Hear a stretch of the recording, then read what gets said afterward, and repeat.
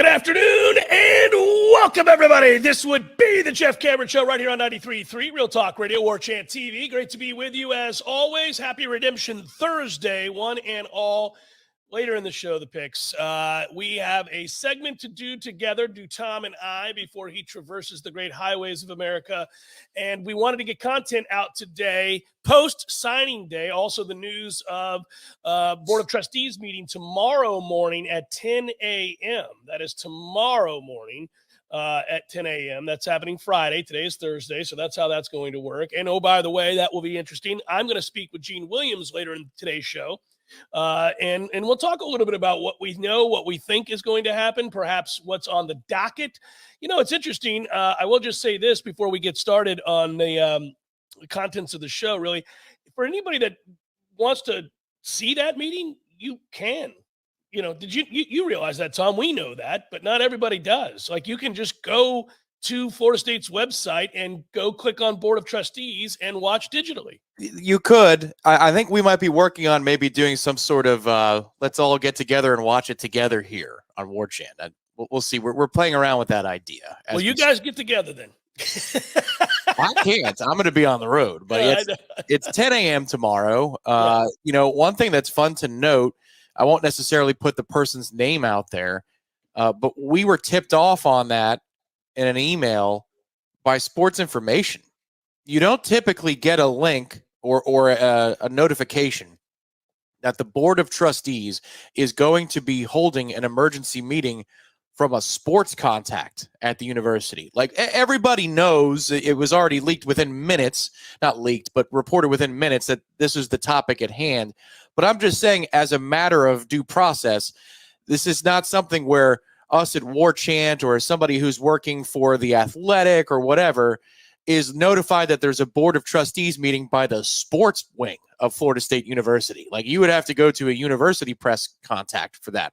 Yeah. So, you know, that's all the information you need in that moment, that at 9:05 this morning or whenever it was, and okay.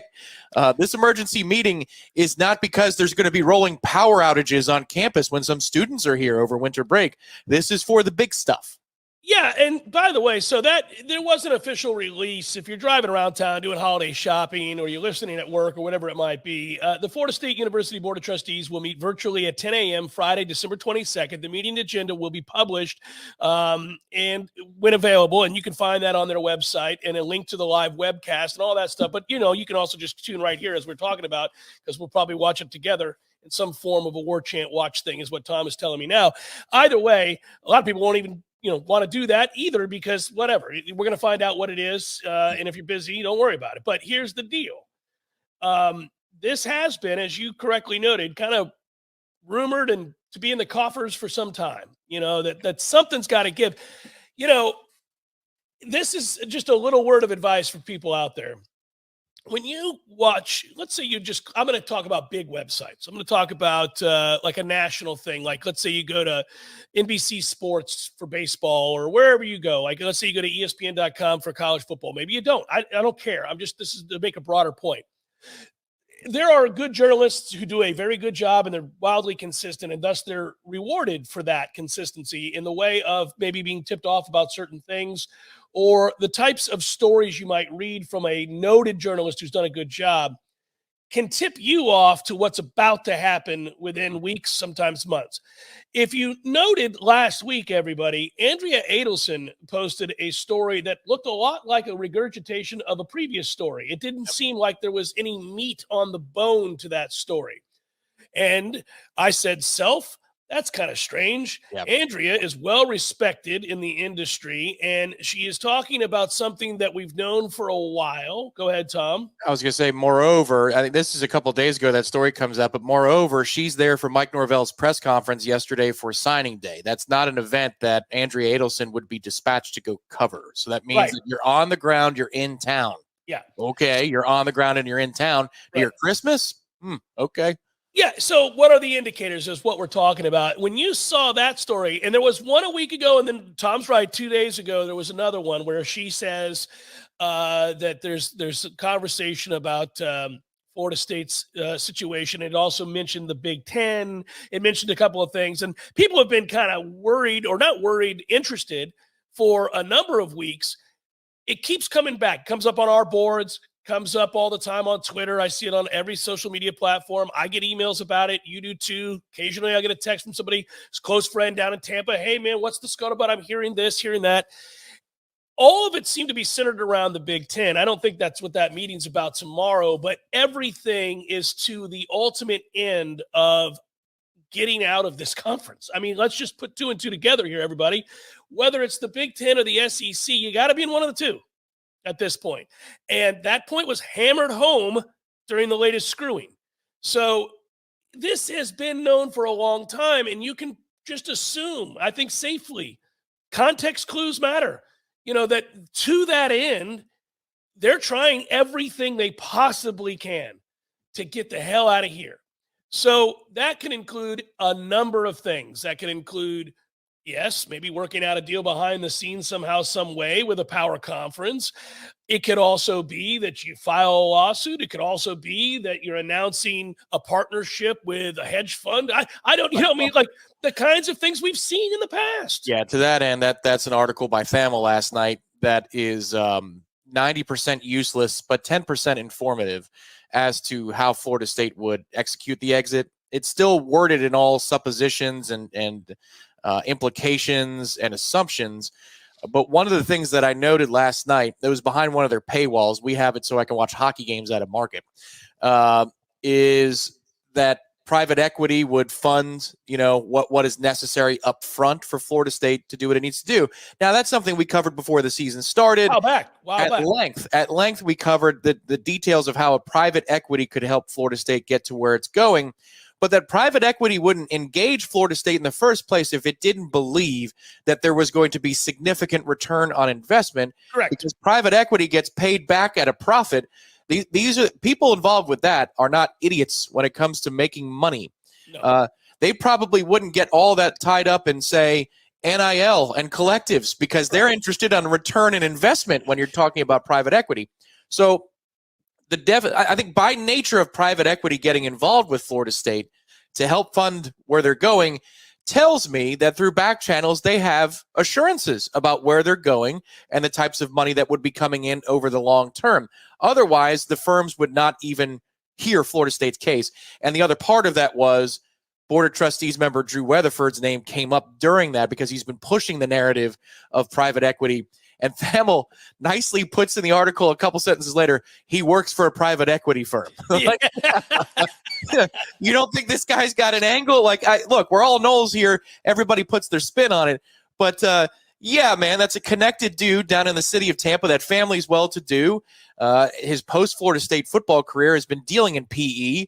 So, yeah, man, I mean, there's no coincidence that some of these steps that we're going to take are connected to the board members themselves. I say great if it gets us the hell out of here. Ultimately, if you're listening to this, that's all you care about. You might care about some of the details because the devil is in the details. But typically, if you're driving around, you love Florida State, you're a sports fan, you're listening to this show, what's going on with my school? What's happening with Florida State football? What do we have to do to improve our situation? All you really want to know is, ultimately, does this expedite all of that? Do we get to a place where Florida State's in a better place within a year or 2 or 3? Is there a timetable? Are we approaching a situation where we're going to know more with a greater degree of clarity about what Florida State's going to be or who they're going to be with and who they're going to owe money to and what conference they're going to play in? But ultimately, you just need to be the hell out of here. And I think everybody understands that.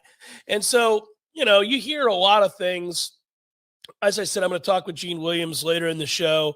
He is an attorney and not a practicing attorney, obviously, but Gene has a greater background in the law. So I'm going to ask him some big, broad questions because I'm a layman. I don't know anything about how this works. I do know that if there's ever sort of a lawsuit filed, that it ends up staying in the courts where the case is filed. So that would be in Florida, which is seemingly beneficial for Florida State. If that's what the angle is, I don't know. You can try to deduce these things.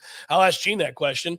But I mean, I think if you're Florida State, maybe ultimately whatever you do is meant to speed up the process. You can't wait around until 2036. So this is going to be more about, hey, look, you're going to hear large sums of money. You're going to hear about this, who's going to get this, what they're suing for, if they sue, whatever it is. what the ACC would want. That will be all speculative. At the end of the day, I think what they're trying to do and what everybody wants them to do is figure out the fastest route out of here. Here is a great analogy for people that are just regular Joes like you and me. How many ads do you hear on sports talk radio, if you love the medium like we do, for debt consolidation or for settling matters with the big man and the government, right? Yeah. That's what Florida State, in my opinion, is doing right now.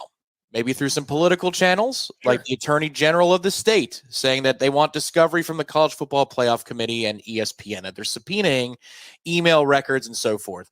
That you might have the senator in the state of Florida calling for this, that, and the other to prove the minutes of the meetings, the votes, the electronic voting system, all of that. That you may have an actual lawsuit that would be a home game kept in the state of Florida for every part of the ruling, be it, the basic one, any appeals, all that kind of stuff. You're playing a home game.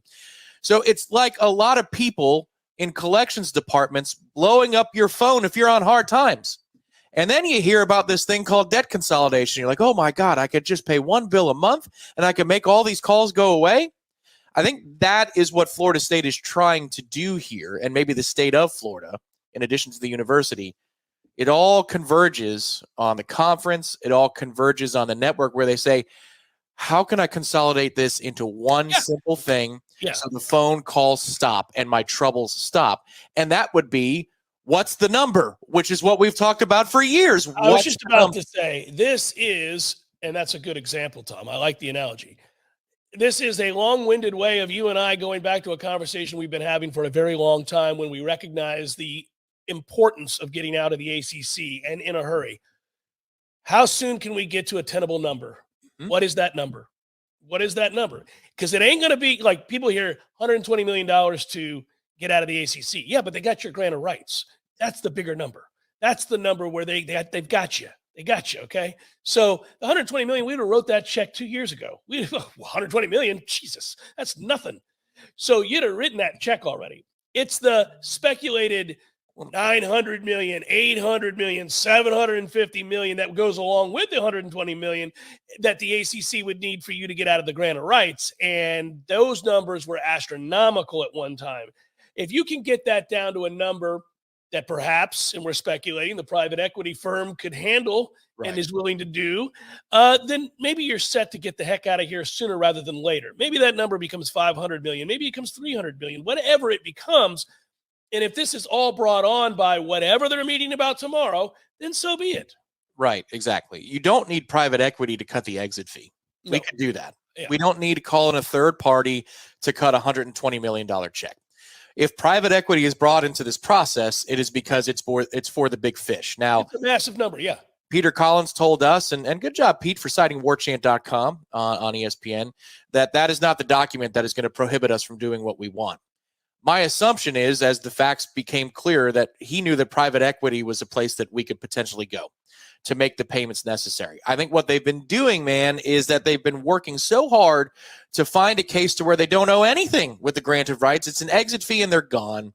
Get out of here for as little as possible, but perhaps the events of the last 3 weeks have sped up the process where they say, this is untenable. I know it's going to cost more, but we have to do something. We've got to do something now.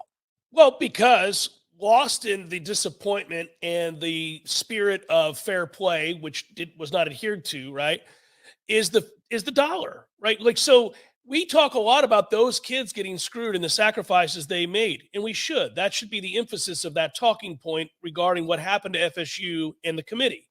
And Mike Norvell's disappointment in that, and having to have conversations with embittered and angry young men who are having a hard time channeling that frustration as you prepare for a bowl game and kids are leaving and you're just trying to sign a class. It's been a crazy time. But the other part of that screw job by the committee is Florida State lost out on millions of dollars. Right. Yes. And so that, listen, that's what talks at some point. Yeah, our heart bleeds for people who get screwed over by politics and money. But man, the money is really where FSU goes again with this. We are around every turn. We are shown in big, bright lights, the ways that we're getting absolutely crushed in the race for the almighty dollar as it pertains to our competitors in the same geographical footprint. So you know at that point, you're like, man, again with this, again, we're a second-class citizen now because the ACC has just been shown not to matter. Okay, so we can't even just say, well, if we're really good in football, we'll be rewarded. Maybe not. Maybe it won't Right. be. So at that point, you're like, well, okay, all right, that's it. We hate it, but we're going to have to do this. Yeah, and that's where, like, even if you look at the political side of things, and perhaps you believe that the person sending the letter is basically like Bernie Madoff, but he's a senator, and I do. But when you get a disingenuous reply that says, I know you've got a busy schedule. I'm glad you're trying to reach out to me about college football. Man, it's about the money. You have economically impacted the state of Yes. Florida in a negative way Yes. to the tune of easily 8 figures. Easily 8 figures. That is the ramification of a decision to leave us out of the Invitational as an undefeated so-called Power 5 conference, as Bill Hancock said. I mean, it's just absolutely ridiculous. And so, therefore, I think, again, they might have wanted to wait well into 2024. You're not calling an emergency board meeting the Friday before Christmas. These people don't work on Christmas. They don't work anywhere close to Christmas ever. You don't call an emergency board meeting for Friday, December the 22nd, unless you felt that you were compelled to have to take a step before you were thinking that you were going to have to take a step. That's what's coming here. To me, the most important thing moving forward in this discussion, because I feel like this chain of events is now moving. The dominoes are falling. We're going to get out of this conference one way or another. Where are we going? Yeah. And do we get a full share? Because the stuff that was in the article last night on ESPN was talking about Oregon and Washington not getting full price to go into the Big Ten. Obviously, the SEC doesn't want to take less money, all of their member institutions, for somebody within their own footprint. So it would seem to me the better chance to get a full share immediately would be the Big Ten. But I just want to know, how many cents on the dollar are we getting and for how long to leave the conference? Or are we going to be a fully vested, fully shared partner of our new destination, whenever that comes? There's so much to talk about here, too, because you know that Florida State is obviously acting on their own behalf, but you know that they are in cahoots with Clemson. They are in cahoots with others. They have been. We know that there were other member institutions that feel equally as uncomfortable about the financial devastation that they are wrought in this ACC. So I know we don't have to worry about NC State. Screw them eternally. I know we don't worry about any of these other programs, but we have been kind of tied at the hip with Clemson. I am very curious. And also, by the way, when you do the numbers, right, when you start to do the math. Correct. But here's the thing that pissed me off about the article. Again, I'm citing this a lot, but this is clearly a leak job from many different parties. You know, Pete might be carrying the water in one paragraph for Greg Sankey, and then another paragraph for us, another paragraph for Clemson, North Carolina. But what it says, that's a lot. He's probably pretty strong then. Yeah. But what it says is that Clemson and North Carolina are willing to sit back and watch us do this and then play off of it. So we have to be the effing trailblazers here. Just go be the trailblazers. That's fine. But let history remember that those cowards decided not to walk side by side with us as we tried to make something happen and make something more of our future. Yeah, and that's fine. I mean, we're never going to like them anyhow. The point is that you just got to do what's in your best interest here. Who comes and goes, I don't really care. We got to worry about us. There's no future in this conference. There's no future other than a whole lot of frustration, whole lot of losses, whole lot of lost opportunities, whole lot of no money. You got no future here. You've got to go. Florida State, I've said it a million times, when they put that gorgeous facade on that stadium, and when they fast forward to just this past year, decided to renovate the hell out of said stadium and spend a gazillion dollars to do so and modernize and have all the amenities and all the things that we've talked about, that means they threw their hat in the ring a long time ago. It was never again going to be allowed to, I should say, be a middling program. You could never do that. You went all in and anteed up eons ago. We're talking about late 80s. You were all in the moment you decided football was king, made the money, was the absolute must in terms of successful programs, be at the top of the list. You don't have an option. You did this years ago, and that's fine. You were right to do so. You were correct. Football was going to lead the way.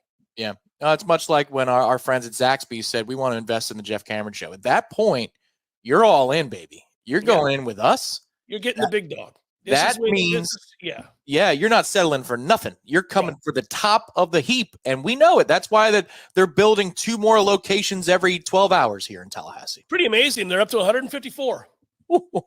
They know something's coming. See, they knew that there's going to be a new source of revenue with other fan bases coming down here more often. Yeah, and think about it. At the end of this year, our friend Danny, who is king of Zaxby's and the proud Golden Chief booster now for over 18 years. We're about to say over 19.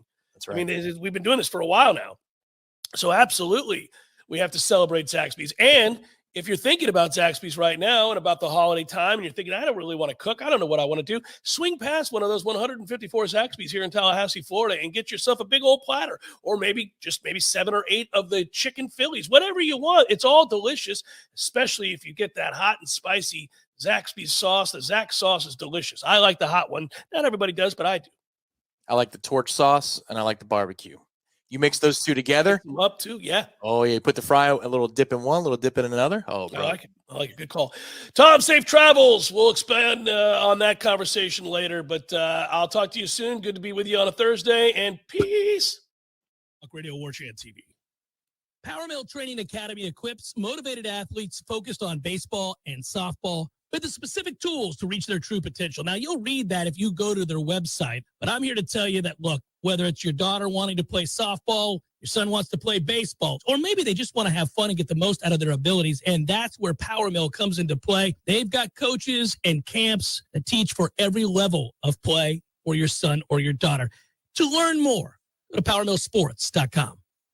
The perfect gift under the tree this year is a new spa or hot tub from Pinch A Penny Pools and Spas. There's nothing like resting your jolly old soul in the spa after a long, stressful day. And it's the gift that keeps on giving all year long. Heat up your holiday with the end-of-year sale going on now at Pinch A Penny Pools and Spas.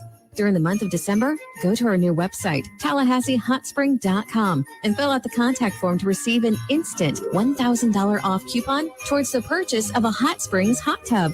Get in touch now before this deal ends. Also, take advantage of up to $6,200 off select High Life models and get a free accessory with the purchase of your new Hot Spring Spa with affordable financing for qualified buyers. Come see Cameron. Visit TallahasseeHotSpring.com or check us out on Facebook or Instagram. That's TallahasseeHotSpring.com. Coupon cannot be combined with any other offer. Come see us for the end of year sale. Happy holidays. I'm Greg Tisch, and I'm here to tell you about TCC's first semester. In the fall of 1966, about 300 students were expected to enroll at the brand new Tallahassee Junior College. A total of 698 enrolled, exceeding everyone's expectations. The campus was not finished, though, so classes took place in Rickards High School and then Godby High School. Today, TCC has 7 campuses and enrolls around 15,000 students annually. TCC thanks our community for 58 years of support. We look forward to moving into the future together. Hi, this is Justin Colvin, founder of the Medicare Help Desk. I routinely speak to seniors who are overwhelmed by the multitude of coverage options available to them. That's why I created the Medicare Help Desk radio show. Tune in every Sunday at 11:30 a.m. where I provide clear answers to all your questions about Medicare. Before you buy that new iPhone or iPad, be sure to talk to the experts at Mac & More Systems to make sure all your older products will play nice with your new gear. Mac & More Systems has the best deals, advice, and the best support for all of your Mac products. Give them a call today, 894-3622.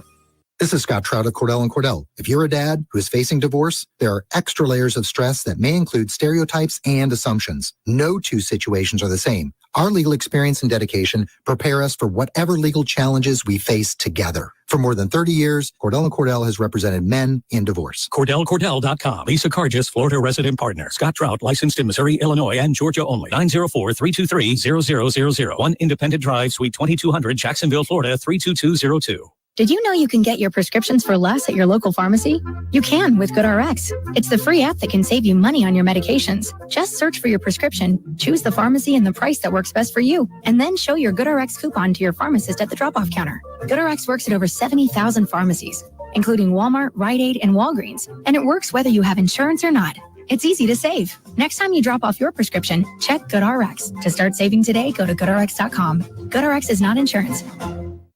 We all want more energy, more strength, more results. Well, welcome to Orange Theory Fitness as you take a step towards feeling more alive today. Backed by science, Orange Theory's heart rate monitored workout is scientifically designed to keep heart rates in a target zone, spiking metabolism and increasing energy. Orange Theory Fitness is a one-of-a-kind group personal training workout resulting in more energy, visible toning, and extra calorie burn for up to 36 hours. Experience a more vibrant life today with Orange Theory Fitness. To find out more, go to orangetheoryfitness.com. The Jeff Cameron Show, brought to you by Orange Theory Fitness. 2 Tallahassee locations, Midtown on Thomasville Road and Northside in the Village Common Shopping Center. Online at orangetheoryfitness.com. As I mentioned in the opener, there he is, the head poobah. He's the guy. That's Gene Williams, founder and administrator of Warchant.com. Joins me now on the Jeff Cameron Show, and for good reason. There's always good reason to have you on, Gene, of course. But you and I have been keenly interested in this subject for a number of years now. I feel like it's been expedited for many reasons. The latest screw job, which cost Florida State millions of dollars, probably chief amongst them. But it was announced today, it's out there, it's public knowledge, it was an email sent, that there will be a Board of Trustees meeting tomorrow morning at 10 a.m., and that makes news. I know your phone blew up, so did mine. We were getting wind of this maybe as soon as 2 weeks ago. I talked to somebody over there. I know others have kind of speculated that something would come to a head at some point. So what do we think? I'll just ask you big, broad questions. I'm not a lawyer. You have a law degree. I'm going to kind of play off of you because there's gravitas to what you say on this, not me. I'm curious, is this – you don't call this meeting on the Friday before Christmas, Gene, unless you've got something big, something of substance to either talk about or certainly get out there in the media world. What do you speculate, if you want to, that this is about?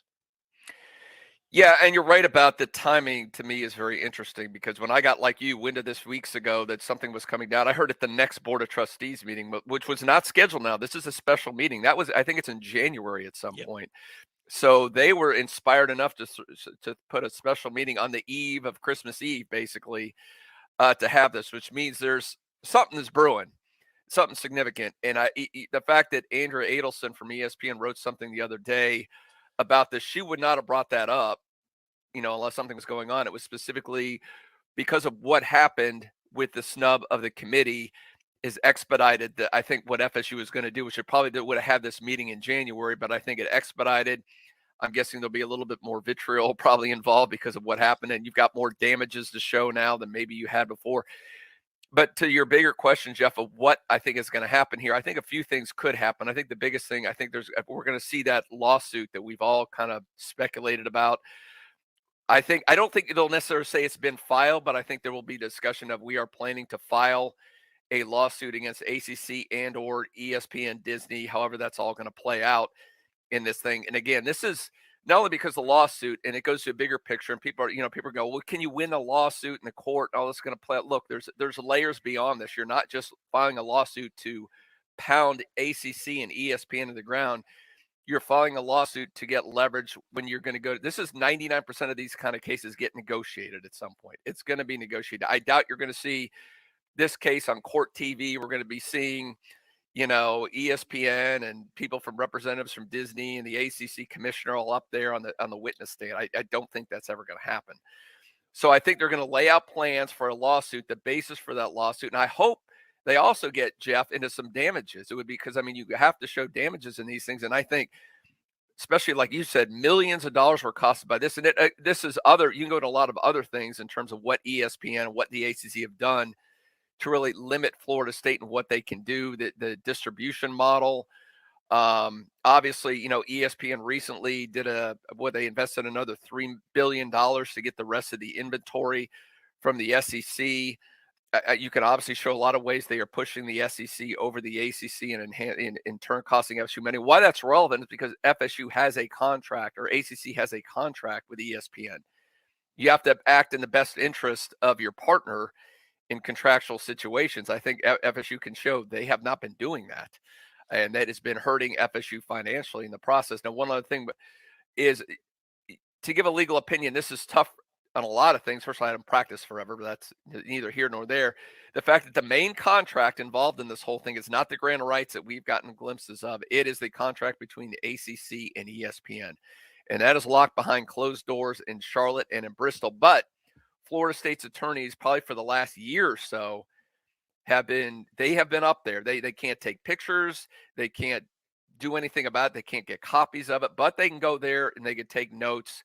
And they've been going through that thing like crazy. So I hope the curtain will be unveiled a bit, maybe tomorrow, and we'll get to hear some of the details of what is in that contract and what can be done legally to throw that out or to mitigate it. And the legal basis, we're going to find out maybe the legal basis behind Florida State's plans to somehow get that albatross off their back. A lot of meat on the bone there, Gene. So I want to circle back to something you just said at the outset. A lot of times, most of the time, as you noted, these things get negotiated. They never find the inside of a courtroom. They don't go to court. There's a lot to lose if everybody goes to court, and it gets drawn out, and it can take years and years, right?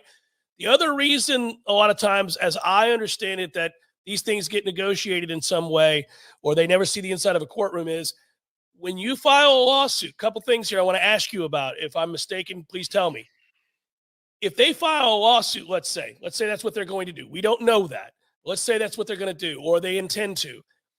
Once you do that, there's a process called discovery, right? And nobody likes discovery because that is texts, that is emails, that is everything that's ever been recorded in regards to these contracts, these negotiations, all of it. And a lot of times we've seen this play out on the big stage. When the NFL got sued with the concussion stuff, we saw some really unsavory emails. And then later on, when owners are suing the league and the league is suing the owners, you catch those emails. And it can reveal a lot about a person, about a company, about the way the group does business, all of it. Nobody wants that stuff out in the public. There's a lot that, nobody's made to look good typically. So once that happens, it seems to me that it expedites the need for them to say, okay, look, none of us want this. Let's talk about a number. Am I right? That's a big picture, broad-based. I'm not a lawyer, but that to me seems like why you would do it. The other part of that is, wouldn't it stay in the state of Florida if it's filed in the state of Florida?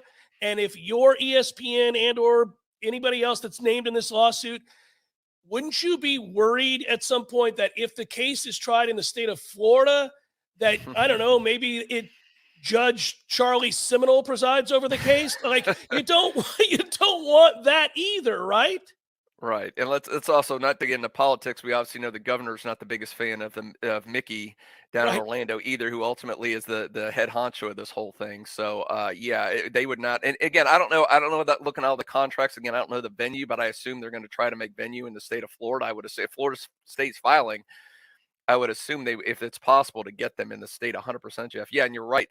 That is the thing with the lawsuit. A lot of uncomfortable things happen. And that's, again, it goes into the leverage of having the discovery. And also, everybody's open for depositions too. That means you are under oath doing these things. And some people are very uncomfortable with those things because you are under oath.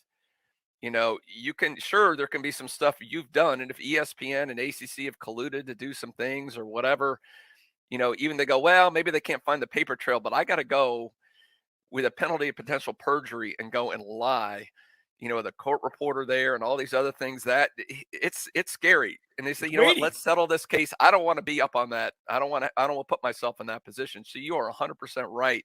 It's very uncomfortable. Here's what I would do and what we've done in what I would say I would do if the attorney's in this situation. Florida State hypothetically announces a lawsuit tomorrow. They spell out some of the terms, they lay out the damages to show there's a lot of money that we are losing because of this. And this gives us, reason to mitigate this whole thing. What I do, if I have a good enough, strong enough case, I'm drafting that paperwork. I'm getting it all. I'm getting the complaint. I'm getting, if there's supporting memoranda, whatever, I'm putting that all in. I'm sending a draft to the interested parties. Here is what's going to be filed. Like you said, it's not going to be filed because the whole can of worms they want to avoid goes. I send them a draft and go, here's what's about to land on your doorstep, and go, and you're going to suddenly then we're going to follow up. But you could even lay out your discovery plan and go, here's what's going to happen to you. And then at that point, go, you have 30 days, or we can get to the negotiation table. Let's discuss this. And that's again, you have the leverage at that point. They know it's coming, and you put the fear of God in them and get them to the table. And that's when the grant of rights isn't going away. The exit fee is never going away. But what you can do is negotiate that thing down to a palatable level where you're not bankrupting the school or tapping out all the money, the money that's going to the boosters, the NIL. You don't want to sell your boots. Stop giving all the money to that. We need hundreds of millions of dollars to get out of this godforsaken conference. So that's how I would handle it. Now that's hypothetical. Who knows what they have in mind? It's fantastic, though. It's a lot of fun to talk about because we've known this is coming somehow, some way. Around every turn, Florida State feels they've been wronged, this just being the latest. And you know that wild conspiracy theorists that are out there would speculate, well, maybe that's why Boo and that's why the commissioner were nowhere to be found. This was an amazing precedent to set, to not have a Power 5 conference champion undefeated go and make the playoff. And man, there wasn't a voice until the last second that pushed back on that narrative from the ACC. And there were 5 ACC people in that room. And what are we doing? And, if you're Florida State, at this point, you're like, well, we get screwed around every turn. We're losing out on millions of dollars. I'm not sure how involved they were or were not involved in this latest fiasco, but I do know it cost us millions of dollars. What do we have to lose? We've got to find a way to get to the negotiating table somehow, some way. Maybe this expedites that process. Maybe, just maybe. And then you tie it in with the private equity firm stuff that we've all read about numerous times, right? You can start to paint this picture. Yeah, 100%. I mean, I think we all thought this, Jeff. But I think the Board of Trustees laid this out last spring and summer where they said, look, it's not a function of we can weather the storm. We have to get out of the frickin' storm. There's no way you can survive this thing financially in the long term. You can't, sooner rather than later. And I think this is what has happened here over the last couple months, especially the last couple weeks. I think, like you said, has expedited this whole thing. There are more damages to show, and it's doing more damages to the school. At some point, we can speculate. I don't know, signing day happened yesterday, and I don't think what happened with the playoff committee helped FSU, certainly. In an argument, maybe it cost you a guy or two that you were trending to have at some point, we're talking about a top 2-3 class, and you ended up with a 10-ish class. I mean, you could make the argument, too, that you are here. This is continuing to have damages as a result. I don't think it was made in the exact framework some people read it in the so-called Power 5 conference that came back in that statement. Yeah. But I think it was poorly written. I don't think they meant that necessarily, but I mean, it sure looks like ESPN and everybody else is treating the ACC as a so-called a group. It's now a group of 8? Yeah. Really? You've got the power too. So you're doing that to a contractual partner of yourself. You're degrading their value, and it's continuing to show impact. I'd make the argument it hurt the recruiting class. You certainly could make that argument. Again, that goes to your bottom line. You're destroying the athletic programs here at Florida State. So yeah, like you said, this is a lot of fun because it's going to be, and Florida State is going to be on the offensive, and we haven't seen this before. We've seen some words, and it was great when the Board of Trustees came out to actually take real action. I wonder deep down if ESPN or ACC really ever thought Florida State would take it this far. Do you think they knew this was coming, Jeff? I mean, how could you not? At some point, when you call a Board of Trustees meeting that is being recorded and that the public has access to, and certainly the press, and you call out the situation in the manner that they did, with the words that they did, and I think, you had the president, you had the chair, you had everybody saying, this is unacceptable, untenable, and there is no future for us here. I don't know. I mean, I don't know what they thought would happen next, but surely after this latest fiasco, they had to think, this might do it. I mean, this might do it. We have really bent them over every which way to Sunday, and they're probably about tired of it now. Florida State, like you said, at the end of the day, the average fan driving down the road, listening to us or watching on Warchant TV is saying, okay, great, guys. It is fun to speculate. This is the stuff of courtroom drama and TV shows and movies and all that. But the bottom line is, can you please tell me when we're getting out of here and how much is it going to cost us? That's what we all want to know. And I think we're moving another step closer towards that end. I think that at the end of the day, there will be a lot of information that comes out of this. Ira and Corey and everybody else at Warchant will do our best to cover this thing and get to the root of it. I know we've got great sources and we'll have all the latest. But at the same time, I think the average guy is just like, okay, cool.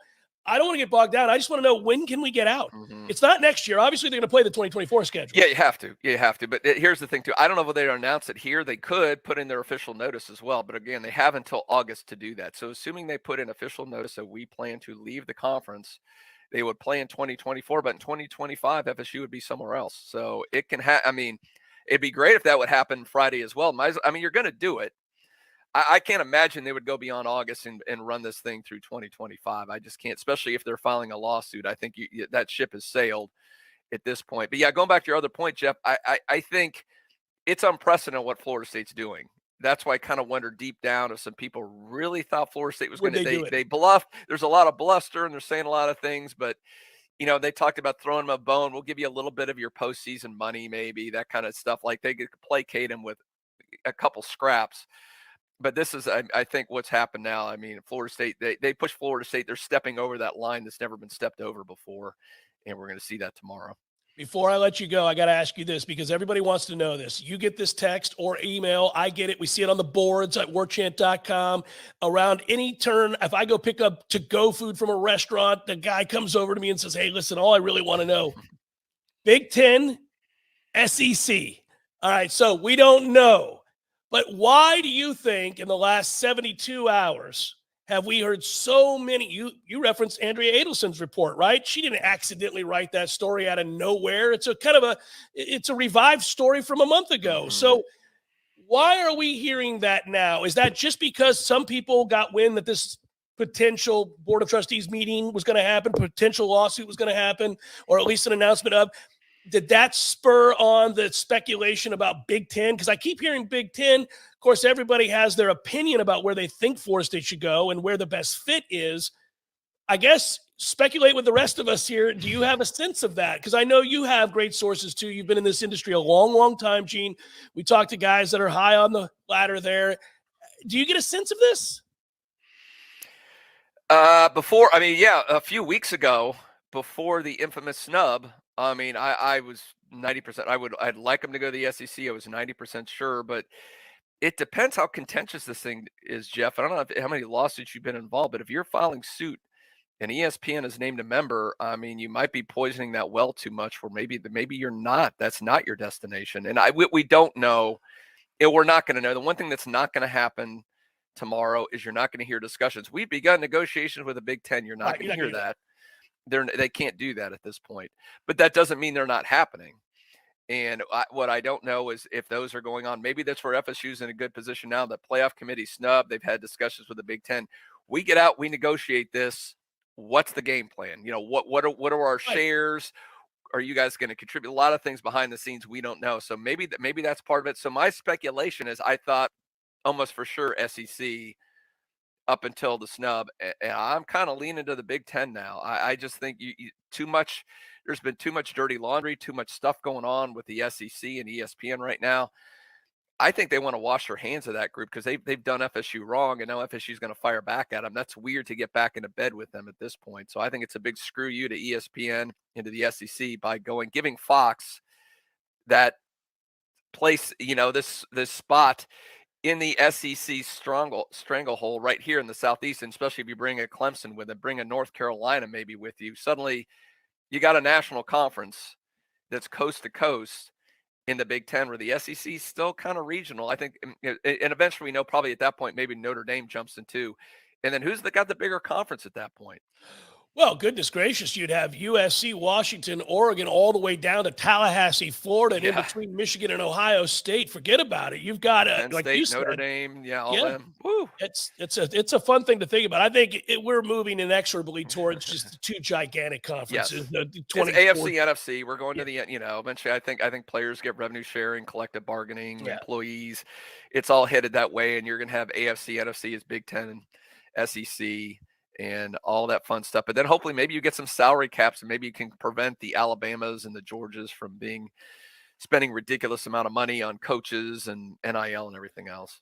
Yeah, you get a level playing field. Gene, I always appreciate it, buddy. Thanks for hopping on. And, of course, we'll stay on this. We want to invite everybody to understand that anything that happens over there, Board of Trustees meeting, an announcement, anything, we're going to be on it, of course. And, in fact, our guys, as we speak, they were practiced today. So you're going to have reports from Ira and Corey and Aslan, everybody over there. So don't forget, tune in, sign up, warchant.com. A lot going on right now. We still have the portal active on the heels of National Signing Day. Plenty of reports as well. Gene Williams, founder administrator. And then, Jeff, I think we're going to try to be live tomorrow, aren't we? During the, I think we are going to try to go live during the Board of Trustees meeting. So you can come right here on Warchant TV. We'll have our staff interact with, we'll take your questions. We'll tell you what's going on with the committee.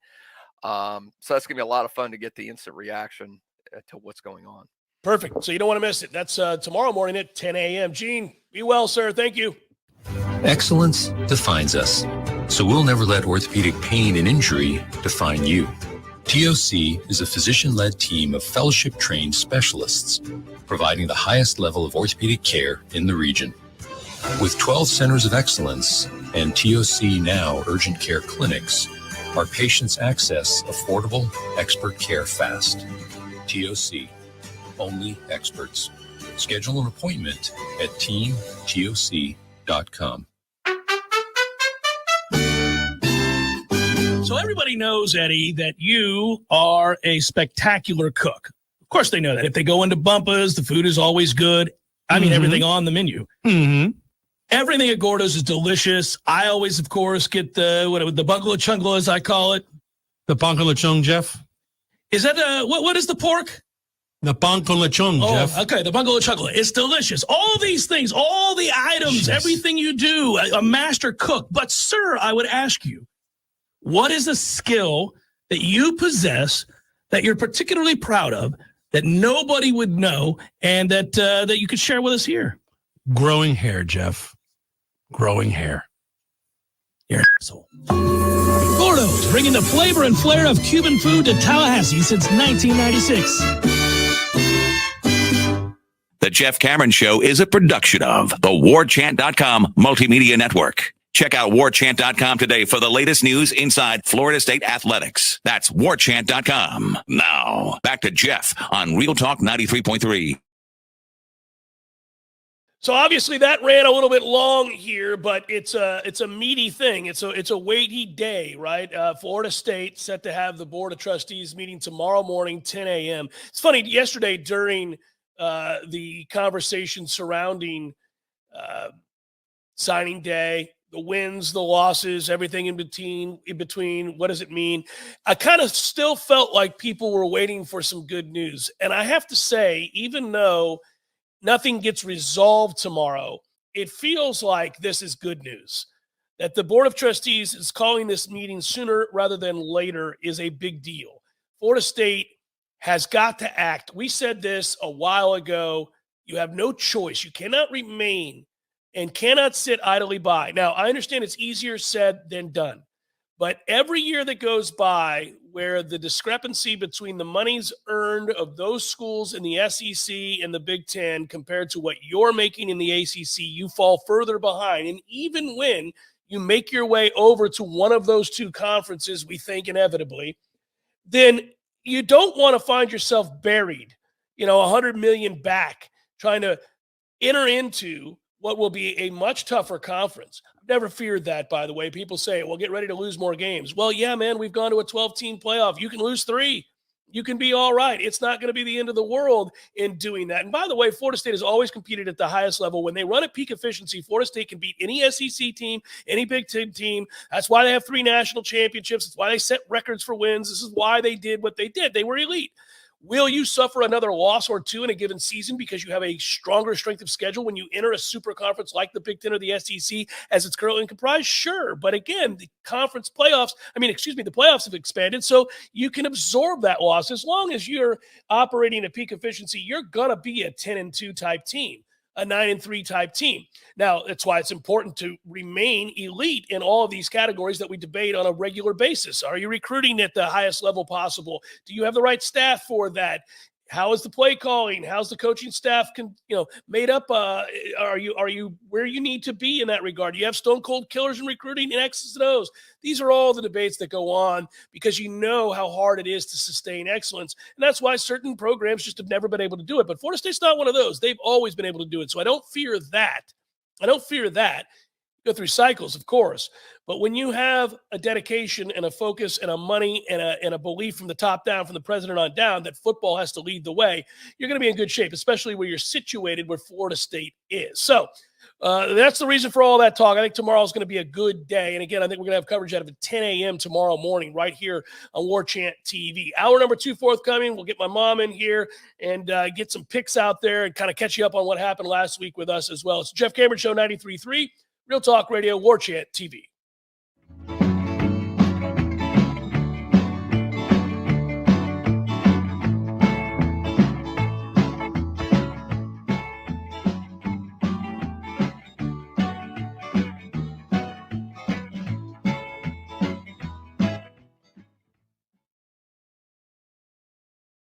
Our partner, ISF Inc., is a national management and IT consulting firm located right here in Tallahassee, Florida, solving the future for state governments through strategy, process, and technology. As a trusted advisor for state governments, ISF knows the importance of defining a clear and detailed strategy. Our friends at ISF can help your organization create a strategy that sets you on a path to success. ISF, your vision plus our expertise brings your brilliant ideas to life. Visit ISF.com to learn more. ISF, solving the future. Hello, I'm Dana Brooks. And I'm Jimmy Basic of Basic Brooks Law Offices. Graphic cameras are everywhere these days. And Basic Brooks has partnered with RoadProof to get access to all their vast network of cameras. This is a valuable tool to help us search for evidence that could help you if you were involved in an accident. If you've been hurt in an accident, call Basic Brooks and we'll find out if the proof you need is out there. Call Basic Brooks and we'll do everything we can to help you come back stronger. Call us now at 850-777-7777. Man, I just got a text from my wife. She wants me to cook dinner and then snuggle on the couch next to a roaring fire. So what's the problem, Dave? You already got the new grill and you're a great cook. I got one major problem. We don't have a fireplace. Man, that's an easy fix. Just call Hearth and Patio. They got a lot of fireplaces that can help you for your romantic evenings. Wood, gas, electric, and a ton of different sizes, man. Call Hearth and Patio today, 850-727-4282, or visit them online at hearthpatiotallahassee.com. Hearth and Patio. Ignite that spark in your life. Hi, everybody. It's Ed Dean, Florida's #1 statewide radio talk show, now in Tallahassee afternoon drive from 5 to 6 p.m. right here on Real Talk 93.3 FM. Yes, highly entertaining, fast-paced, never boring. We always give you the story behind the story when you catch the Ed Dean radio show. And we are ready to go. Tallahassee daily, 5 to 6 p.m. It's the Ed Dean radio show on Real Talk 93.3 FM, WVFT. T-Spark Enterprises, roofing and construction services. T-Spark Construction.com. We conquer all peaks. We fix those darn leaks. Call 850-766-1340. T-Spark Enterprises, roofing and construction services. T-Spark Construction.com. License number CCC 1331204. There's fun to be had every night at the Corner Pocket. Take home prizes on Trivia Tuesdays and Beer Bingo Thursdays. And kickstart your weekend with Martini Fridays. Plus happy hour runs every weekday and game day specials every time the Noles take the field. Watch all the best games at the Corner Pocket's Vegas Wall, featuring 560 inches of flat screen TV heaven. Oh, really? The best food, the best drinks, and the best place to watch all the games. Tallahassee loves the Corner Pocket. Coming up next, more of the Jeff Cameron Show. Live and local on Real Talk 93.3. WVFT. Greta, Tallahassee. Did you know cooking nuisance alarms are the top reason for disabling smoke alarms? Introducing First Alert Precision Detection Alarms. Updated to the newest industry standards. These alarms feature new precision detection smoke alarm technology to help better distinguish cooking smoke and steam from a fire emergency. First Alert Precision Detection Alarms also provide early warning in the event a fire breaks out. Materials in today's homes burn hotter and faster, allowing less time to escape, which means every second counts. Current smoke alarms will continue to provide protection until they reach their end of life. But alarms don't last forever and need to be replaced at least every 10 years. If it is time to replace your alarms or if you want to upgrade to the latest technology, visit firstalert.com or your local Lowe's store to help protect what matters most. Sponsored by First Alert. Barry knows cool. He's keeping you comfortable. Barry knows cool. You can put him to the test. Your heating and air conditioning system doesn't check with you before it takes a break. That's why we're always ready to help. Any day, anytime, anywhere. And with our annual service agreement, there are no overtime charges. Ever. At Verno Heating and Air, we will always be there for you. Barry knows heating and air conditioning. License CAC 1816186. I'm Stephanie, and I work for Paul's Termite and Pest Control. I've been working here for over 11 years, and to say making the switch to Paul's has been life-changing is an understatement. First, we provide a service that truly helps people protect the health of their families and pets from disease-carrying bugs and rodents, plus their homes from destructive termites. So when I go to work every day, what I do really makes a difference. Second, I have grown professionally in the company. I was hired by Paul's in customer service, and now I'm the customer service leader. While my responsibilities have grown, so have my pay and benefits. It's such a blessing to work with friends doing something that helps people, plus being well paid. If you're in a job that provides minimal pay and satisfaction, we have openings right now. Paul's employees receive many benefits like CHP, 401k, paid vacations, and holidays. We work Monday through Friday and provide extensive training so no experience is required. Call today to learn how we can improve your life. We all want more energy, more strength, more results. Well, welcome to Orange Theory Fitness as you take a step towards feeling more alive today. Backed by science, Orange Theory's heart rate monitored workout is scientifically designed to keep heart rates in a target zone, spiking metabolism and increasing energy. Orange Theory Fitness is a one-of-a-kind group personal training workout resulting in more energy, visible toning, and extra calorie burn for up to 36 hours. Experience a more vibrant life today with Orange Theory Fitness. To find out more, go to orangetheoryfitness.com.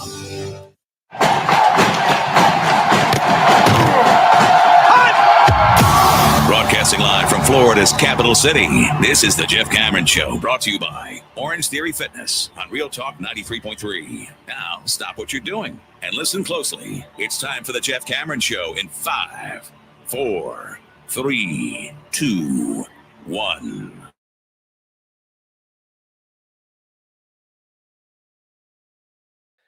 Hour 2, Jeff Cameron Show, Redemption Thursday. Didn't post the picks first hour. Frankly, I hadn't really made any. I made all those bowl picks at the beginning of the year, so then I decided to give you at least 5 for today, and we have them. Matthew will post them. You'll see it. There they are right there. USF money line plus 145. Look, when you get to these bowl games, you got to look at motivation. You got to figure out who's inspired to be there, who wants to be there, who's playing well at the end of the year, and who's not happy to be there, who's frustrated about being there. Well, Syracuse fired their coach. Goodbye, Dino Babers. I can't imagine that there's real forward momentum there. And meanwhile, USF has had sort of a comeback season, and you're talking about a coach who's trying to build the program back up. I feel like they're more motivated to win the football game. You're getting them with plus money on the money line as they're the underdog. It's plus 145. I'll take it. Give me USF. Hey, it's a bowl game. It's easy to be wrong on these things. After all, I had Old Dominion against Western Kentucky, and all they were was up 21 points in the fourth quarter. Thanks for just deciding it's a three-quarter game, Old Dominion. Just didn't want to play that fourth quarter, I see. So I lost that game in overtime. Take it with a grain of salt. Colts money line to beat the Falcons. Steichen's offense has been fun. I really like him. I like what the Colts have done. They're a more game football team week to week than I expected. The Falcons rotating quarterbacks never seem to have a clue what they're doing on offense. Give me the Colts money line there as well. The reason I went money line as opposed to the number, one was minus 108. The other is minus 102. I'll take the minus 102. Give me the Dolphins to win at home. They got to beat a good team at some point this year. They get their chance against the Dallas team that is good at home, not good on the road. And that's true, generally speaking, I think, of what you see from Dak. So this kind of a prove-it game for both these teams in a lot of ways. Dolphins have got to beat a good team at some point. Give me the Dolphins here at home, -1. I like Air Force on the money line to beat JMU. Air Force getting back healthy. They were not down the stretch. I'll take them for that reason. And then finally, and you get plus money there, Utah -6.5 against Northwestern. This is more about coaching. This is more about the ruggedness of a program. I got to believe that Utah is going to bludgeon Northwestern. I thought the number was a little short. Give me Utah -6.5. There are your picks, your Redemption Thursday picks. We say thanks to our friends at Metro Deli. I don't see why not. Last hour, if you missed it. By the way, this show is recorded today, just about an hour before we would normally go on. If you missed it, I had a lengthy conversation with Tom to start the show and another one in the second segment with Gene Williams. Tomorrow, Florida State with a Board of Trustees meeting. It'll be interesting to see how this plays out. Florida State calling this meeting on a Friday before Christmas has to strike you as incredibly odd. And also, it speaks to the desperation of the situation. So as we sit here today thinking about what that could be in our coverage of it tomorrow morning at 10 a.m. on Warchant TV, make sure you tune in. We'll watch that meeting with you and find out what Florida State's about to do. They're either laying the groundwork for something of a sizable magnitude, like a lawsuit, or they're announcing said lawsuit, or they're giving you an idea of the plan moving forward, whether that's Big Ten, SEC, independent, don't know. There's a lot of speculation about this. But again, to reiterate for those that missed that hour, I will tell you, this seemingly has been in the works for weeks now. Began to hear whispers a while back that once Florida State publicly made the statements that they had, it was the beginning of a much larger movement trying to figure out which path to take to arrive at the eventual destination, which saw us leaving the ACC. Along the way, there are bumps in the roads. There are certainly going to be problematic elements of any kind of a lawsuit or anything involving the amount of money that's going to be involved with Florida State trying to extricate themselves from the ACC. So it hasn't been linear. It hasn't been smooth. It hasn't been something that followed a direct path, but they knew inexorably they were moving towards that goal to get out of the ACC. And I'm sure this meeting tomorrow will be a lot of that as well. Has to be, right? All you can do, and I feel like I'm doing this a lot lately, is A, try to find out the skinny, and we'll do our very best. Irish Chappelle is very tied into the administration. You guys know that. It's one of the reasons you subscribe to warchant.com and that you come to us for the best coverage of Florida State football anywhere.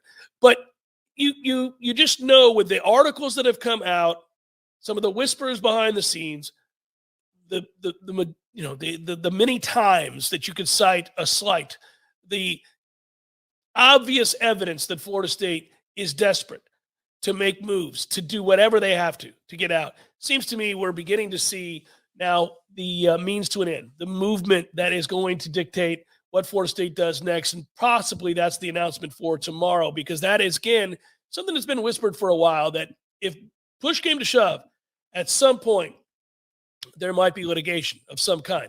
Now, what I find more interesting than that, because that seemed inevitable, is all of the smoke surrounding the Big Ten, which you continue to hear about. Now, I almost stopped talking for a long stretch of time on the Jeff Cameron Show about SEC or Big Ten. One of the reasons was because, A, to me, it's less about the conferences and more about the networks who are dictating terms. So this is really an argument about, do you go to ESPN or do you go to Fox? Some people who will look at this from a 10,000-mile view of 10,000-foot view of what's going to happen in college football would tell you it doesn't really matter if you end up in Fox or if you end up at ESPN. Certainly right now, the four letters of ESPN elicit a reaction, a lot of frustration. But ultimately, it may very well be that it's not unlike what you see when you watch the NFL. Gene Williams referenced this last hour. AFC, NFC, CBS, NBC, Fox, it gets parsed. Everybody's got a game. There's a game of the week. Some of it's streaming services. Some of it's a network. Some of it is going to be Amazon, like it's already turned out to be. Some of it will be Apple TV. Some of it will end up being Peacock. Some of it will be a la carte, whatever it might be. Ultimately, we're going to end up with this giant AFC, NFC model for college football and the teams that want to opt in. So I don't get hung up in whether or not it's, quote, SEC or Big Ten. But when you keep hearing Big Ten, then you do see, at least in the interim, perhaps the path is the Big Ten because the Big Ten, or if and when the Big Ten decides, well, we already went USC, UCLA, Washington, and Oregon. Let's add 2. Let's get a foothold down south. We've got the Midwest. We've got the West Coast. All we now need is something on the East Coast. And you would be able to bring in a name asset like Florida State. If you'd combined it with Clemson, all of a sudden, again, you're talking about assets, television contracts moving forward. Would you be king over the SEC at that point? You'd certainly be more, you'd be broader. You'd certainly be broader. So there may be something to it. I don't think there's going to be anything too specifically Florida State saying tomorrow that, hey, we're going to the Big Ten. But wouldn't it be cool? Wouldn't it be a shot in the arm? I think it's a shot in the arm regardless to get out of this conference or to announce plans as a means to get out of this conference. Here's how we're going to do this. This is what we're going to do. Florida State could use this. I think the fan base could use this after the snubbing. I think that's where we're at right now. As for the recruiting class that, of course, Florida State signed yesterday, some minor disappointments, some people very frustrated. I did appreciate the words of Mike Norvell yesterday talking about this class and this, what he's built so far and where they're headed. Quote, there are some players that obviously might choose not to come, and I wish them all the best moving forward. But I tell every one of them throughout it, whether you come to Florida State or not, I know where we're going. And I told guys that 2 and 3 years ago even. And they're sitting at maybe a different school right now, and they're watching Florida State do something really, really special. Well, I think it's pretty easy to tell who he's talking to in that specific example, but I actually think the broader point is true, and I also appreciate that he began all that, prefaced all that, by simply stating he wishes them all well. You can't afford to come across as petty. I'm petty. Corey wrote that article that quoted this quote. He's petty. Most Florida State fans at this point have to be petty. We're pretty frustrated. But the head coach can't afford to come across that way. And you probably do look at it as, hey, look, man, kid's making a life choice. Wish him well. He's 18 years old. I just know where we're headed. And that needs to continue to be the message, because so far, those promises have been fulfilled. When you say that when you're 5-7, it sounds wishful. When you say that when you have a losing season, it sounds like you're selling something to people who don't believe, whom you're trying to win over. But when you say that after you've won 19 straight games and you just completed a 13-0 season and you once again reign supreme in this conference, well, you can say it with conviction. And that's the thing that I noticed stated. It was stated as a fact. It was stated as something that was self-evident. It was stated as something as a warning to those that aren't real sure where they might be headed. Hey, listen, I get it. Georgia's an awesome program. Alabama's an awesome program. Florida State's not the only program kids can go to and have football success. But I do like the overriding point. At the end of the day, go where you want to go. We're going to win a lot of games. We're going to continue to be awesome. Just know that if you want to take a risk to go somewhere else. Chef Cameron Show will have wagers with my mom coming up in a little bit. Also, we got to do Red Zone with Artisan Financial Services, as well as ISF, Solving for the Future. Busy hour. Jeff Cameron Show, 93.3 Real Talk Radio, Warchant TV. Excellence defines us, so we'll never let orthopedic pain and injury define you. TOC is a physician-led team of fellowship-trained specialists providing the highest level of orthopedic care in the region. With 12 centers of excellence and TOC Now urgent care clinics, our patients access affordable expert care fast. TOC, only experts. Schedule an appointment at teamtoc.com. The perfect gift under the tree this year is a new spa or hot tub from Pinch a Penny Pools and Spas. There's nothing like resting your jolly old soul in the spa after a long, stressful day. And it's the gift that keeps on giving all year long. Heat up your holiday with the end-of-year sale going on now at Pinch a Penny Pools and Spas.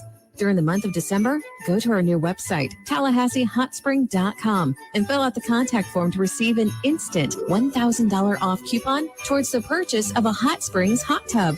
Get in touch now before this deal ends. Also, take advantage of up to $6,200 off select High Life models and get a free accessory with the purchase of your new hot spring spa with affordable financing for qualified buyers. Come see Cameron. Visit TallahasseeHotSpring.com or check us out on Facebook or Instagram. That's TallahasseeHotSpring.com. Coupon cannot be combined with any other offer. Come see us for the end of year sale. Happy holidays. Tallahassee's 30-year-old funny paper and American Legion Post 13 have joined forces to become Major Morale. The new magazine has 4 more pages of post activities and military information that you probably never knew. But don't worry, it's still as politically correct and newsworthy as always. Okay, it's the same funny stuff, but it's still only available at the sponsors' locations like ABC Flooring, Tallahassee Automobile Museum, Krispy Kreme, or Keith Lawson Services, providing professional services and maintenance for your home's most critical systems for over 39 years. If you need air conditioning, heating, or plumbing repairs, you will receive an upfront written quote, and the job will be done on time by the area's most advanced, highly trained professionals. Keith Lawson Services, Florida license CMC 1250-456 and CFC 1429-197. When you need a plumber quick, how long is an acceptable time to have to wait? Yeah, hey, it's the Millers again. Just calling you about our little plumbing problem. 2 hours? Hey, we were hoping you can get here soon because the water is getting really bad. I mean, please hurry. 4 hours? I know you said you were on your way, but, honey, tell the kids to tread water. 8 hours? Don't worry about us. We're fine. At M&L Plumbing, you'll never have to wait long for quality, dependable service, right when you need it. At M&L Plumbing, we listen to our customers, and our qualified technicians aim to achieve 100% customer satisfaction. So the next time you need plumbing work or repairs, think of the name M&L Plumbing, your local plumbing experts, commercial or residential. Give us a call, 850-575-9393, or visit us online at mndlplumbing.com. M&L Plumbing, for all of your plumbing needs. We all want more energy, more strength, more results. Well, welcome to Orange Theory Fitness as you take a step towards feeling more alive today. Backed by science, Orange Theory's heart rate monitored workout is scientifically designed to keep heart rates in a target zone, spiking metabolism and increasing energy. Orange Theory Fitness is a one-of-a-kind group personal training workout resulting in more energy, visible toning, and extra calorie burn for up to 36 hours. Experience a more vibrant life today with Orange Theory Fitness. To find out more, go to orangetheoryfitness.com. The Jeff Cameron Show is a production of the Warchant.com Multimedia Network. Check out Warchant.com today for the latest news inside Florida State athletics. That's Warchant.com. Now, back to Jeff on Real Talk 93. Welcome to the majesty. Every freaking rep. The elegance. To win the game. Oh, it hits the upright. It's no good. You have entered. Someone burn down the funeral home! You burnt the funeral home! Lives will be changed. Sideline!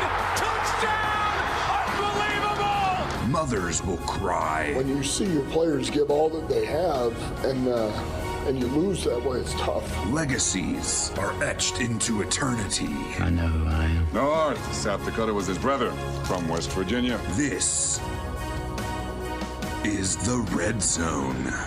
That's good to know. All right, kids, let's do this thing. It is time to welcome in our friends from Artisan Financial Strategies. Did you guys catch it last week when we were talking and in the chat, somebody pointed out that our good buddy Adam Tolliver and his fine team at Artisan Financial Strategies are the best in the business and that it helped him professionally, personally with his finances? That's a good thing. We like that. We love it when an advertiser joins forces and we collaborate together, and then you find out people are utilizing services such as that, and they're winning, and they're doing well, and that's a good thing. If you are a Nole, or if you're not, you love football, you know how important it is to score in the red zone. Got to ask yourself, are you prepared for success in the retirement red zone? The 5 years leading up to your retirement date and the immediate 5 years after, those are critical times. Thoughtful planning for you and your family. And our friend, fellow Nole, Adam Tolliver, aforementioned, and his great team at Artisan Financial Strategies prepared to coach you to victory. Some of us, I'd like to think I'm at midfield. I think I'm beyond midfield probably, though, right? At 52. Got time to still want to plan ahead. The others are already to punch it in. You're like on the verge of retirement. You're ready to get in, score. You want to get over the goal line. Whether making sure you know how much you can spend without running out of money, protecting yourself and your family against rising healthcare costs, or carefully planning your legacy, the Artisan team brings you a combined 30-plus years of planning experience, world-class resources to help you navigate their way. For more information, there's the good stuff. Let's go over there. Let's go do this. KnollRetirement.com. That's all one word. KnollRetirement.com. Good stuff from our friends at Artisan Financial Strategies. Normally, this is where Tom would pepper me with questions in the red zone, first down, second down, third down, fourth down. But Tom is traveling today, so we decided to go a different route. And I am going to ask myself questions that came in via email. And that's fine. Jeff, does Florida State have a chance? This is from Michael. Michael, all right. Does Florida State have a chance to beat Georgia in this bowl game, despite those that have opted out? They have a chance? Well, they have a chance. You have to hope Georgia's going through the motions and doesn't feel fired up to play this football game either. Oddly, Georgia seems pretty excited about playing this football game, and they did get the good news that their starting quarterback is sticking around and is going to play in the game. You know, this was always going to be an uphill battle when you lost Jordan Travis, quite frankly. Trying to win a football game like this against a team like that with Tate Rodemaker or Brock Glenn was going to be difficult. Now you throw in the mix that you've lost some offensive linemen, that you've lost Trey Benson, that you've lost Jaheim Bell, that you've lost Keon Coleman, that you lost Johnny Wilson. These are all guys that have either decided to move on and go put their name in the hat to play in the National Football League, and or are guys that have decided to transfer. Either way, you don't have them in this game. And it was pretty daunting, didn't you think, as I rattled off just the names off the top of my head of guys that aren't playing, like as in every good offensive player you have? I didn't mention Jordan Travis, except to say that it was always going to be difficult if he didn't play. Of course, he can't play. He had surgery on his leg. So you're in an impossible position. But I'm going to use this to reiterate something. The 2023 Noles went 13-0. The 2023 Noles had an undefeated campaign, and they won the ACC. The 2023 Noles are done with. It is over. I do not look at this game as something that is either an additive or a detraction. I don't think it is. I don't think it's emblematic of anything to do with the season, what's going to happen in that bowl game. I think Florida State is going to lose that bowl game. I think that the number that I saw as early as this morning was 14.5 in favor of Georgia. If I were a betting man, and I am, I would take Georgia and lay the 14.5. I just don't think this is going to go well for Florida State because I think more of Georgia's players are going to play. And by the way, even if it were their backups, Florida State has not recruited at the same level for a sustained period of time as Georgia has. It makes it nearly impossible to think of a way that you could compete in this game. Now, that is not to say that Florida State won't go and fight and play hard and that they don't have the services of some real good football players in this game. They do. They do. But I just don't think it's going to be enough because I think they're going to have a real hard time blocking this team. I think they're going to have a real hard time stopping this team without some of those defensive stalwarts that they were hoping to have play in this game.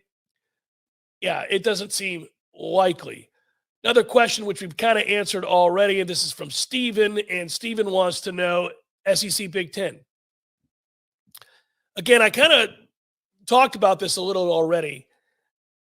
Either one is fine with me. Most of the fan base, and that's second down, most of the fan base want to get out, and they want to go to the Big Ten. They want no part of being grouped with the SEC, who they perceive as having obviously kind of stiff-armed Florida State, and then was in cahoots with ESPN. Well, we were in cahoots with ESPN. The ACC was in cahoots with ESPN. It's just that there's a much higher dollar amount involved in what ESPN stood to lose once they had the extended contract with the SEC and took over the rights to that conference. And so that's led to the conspiracy talk. And, you know, certainly it's hard to deny that there are financial stakes involved here. And it's also hard to deny after watching what just happened that the committee was influenced by that. And it's very, very frustrating. But I will still say, if tomorrow the SEC said, you know, we've done some thinking And the more we look at this, we just don't want to lose an asset like Florida State in the Southeast, or Clemson or North Carolina or Miami or whomever they would look at, Virginia, whatever it might be. And they say, we don't want to lose out to the Big Ten. We don't want them to have a foothold here in the Southeast. So we're going to go ahead and extend the invitation, figure out how to get out of the grant of rights and come join us and play SEC football. Look, man, you'd have to put your bitterness aside. You'd have to put your anger aside, and you'd have to say, we're joining the SEC. It makes the most amount of sense geographically. I think obviously financially, you're at a desperate crossroads right now. You'd be leaving one way or the other for either one of these conferences the second you had a substantial offer. If it came in, you'd run into the arms of your enemy, and you'd have to, because that is the only way to matter moving forward, and we want to matter. Bitterness and all. You would join it, and you'd think to yourself, we're the renegades of the show. Let's just dominate. Do whatever we have to win this conference repeatedly. Third down in the red zone has to do with the record for next year. Lisa wants to know, will Florida State win the game in Ireland? Yes. Will Florida State win 10 games next year? Good question, Lisa. I have said that I think Florida State is a good team next year. Are they a great team? No, you're losing a ton of production from this team this year. I mean, guys that were the heart and soul. If you just go down the list, if you think about losing a Jared Verse, you think about losing a Tatum Bethune, you think about losing a Braden Fisk. Did I say him? Verse, Fisk, Bethune, go on, right? You lose those guys, it's tough to replace that. A Renardo Green, you can keep going. Are you going to replenish the ranks of those that leave with good players? You are in a lot of cases. So, for example, Azareye'h Thomas will start next year at corner. He played a ton this year, and by the end of the season, you could argue was our best corner. He'll start next year. He'll be very good. They have a ton of athletic and long guys in that secondary to fill spots of those that are vacating. I still worry about linebacker, and I'm still worried about who we're retaining from this roster. But you think about that offensive line. You think about the loss of a Jordan Travis, obviously. You think about the loss of a Trey Benson, a Johnny Wilson, a Keon Coleman, and you worry a little bit. And even if Hakeem plays really well and Destin Hill plays very, very well and Javius Jacobs plays really, really well and, Morlock is coming back, look, you're going to be a good team. I look at the variance of record, and we talk about percentages. I think worst-case scenario, Florida State is 7-5 next year. I think best-case scenario, they're 12-0. That's pretty rare you would say that. I tend to fall somewhere in the category of 9-3 and 10-2. 9-3 and 10-2.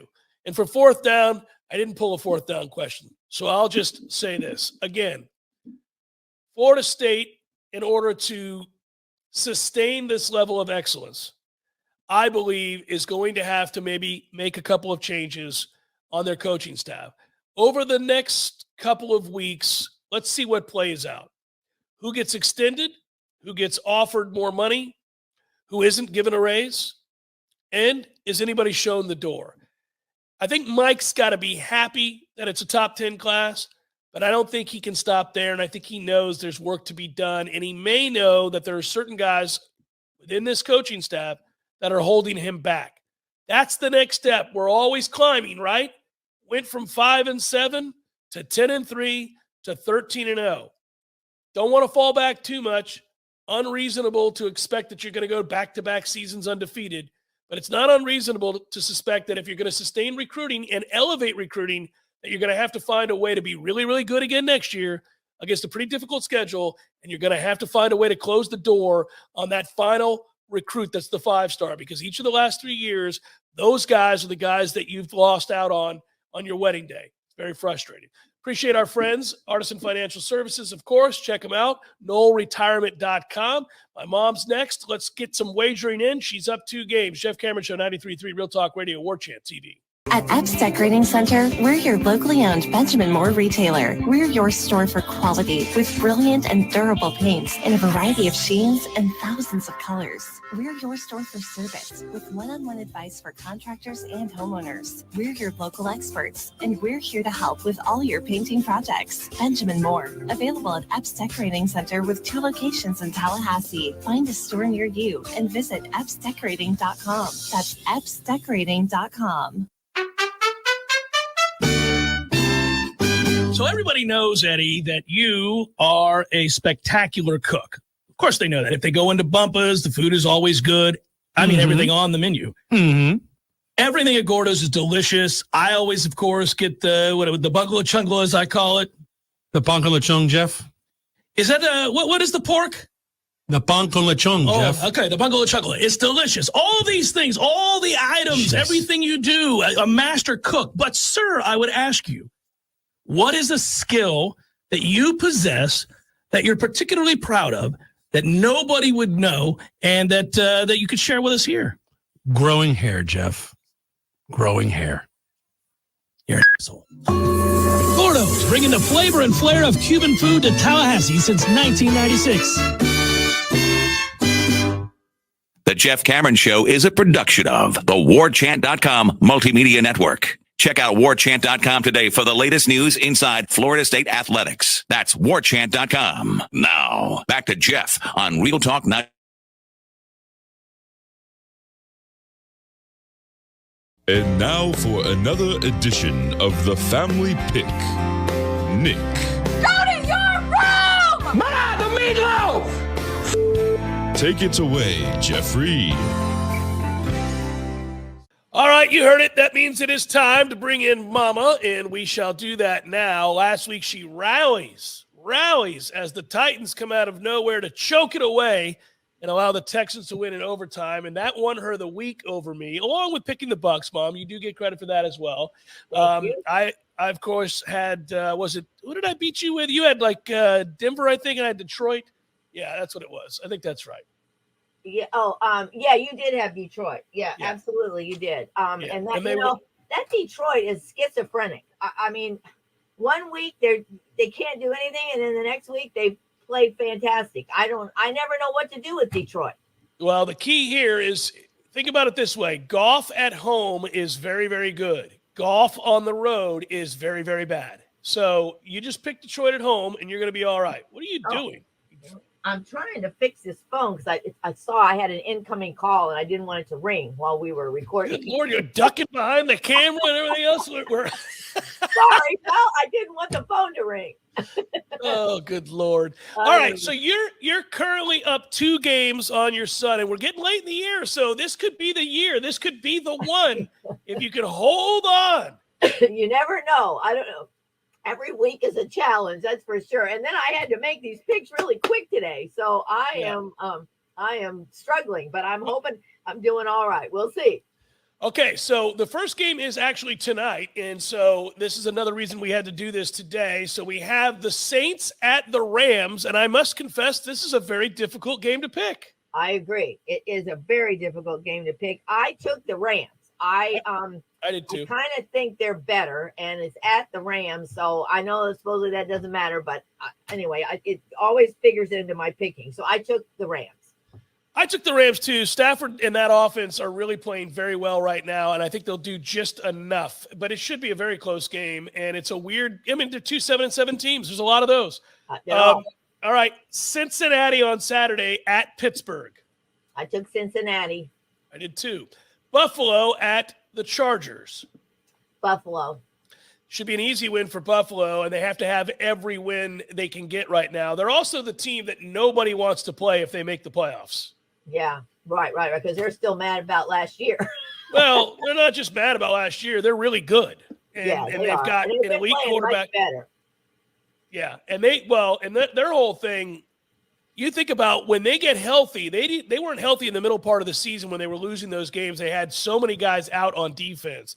But now they're playing so much better on defense. And, of course, Josh is playing really well at quarterback. And, you think about Dalvin Cook's brother, James Cook, is kicking ass too. They don't have to score 40 a game. They can score 27 and have a way to win now that the defense is getting healthy. So this is kind of fun to watch them. I hope they do sneak into the playoffs, frankly. Yeah, I do too. I like Buffalo. Well, it just makes for a better playoff. Indianapolis at Atlanta. I took Indy. I did too.